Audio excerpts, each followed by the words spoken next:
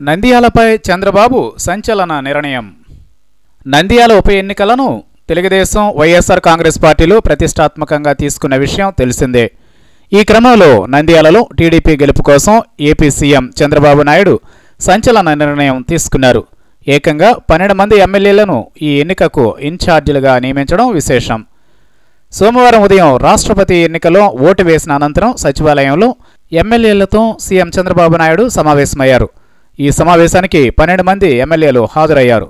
నంద్యాల ఉప ఎన్నికలో అనుసరించాల్సిన వ్యూహంపై సుమారు గంట పాటు చర్చ జరిగింది. ఈ సమావేశంలో గెలుపు కోసం ఎలా ముందుకు వెళ్లాలన్న విషయంపై ఇన్ఛార్జీలకు సీఎం చంద్రబాబు దిశానిర్దేశం చేశారు.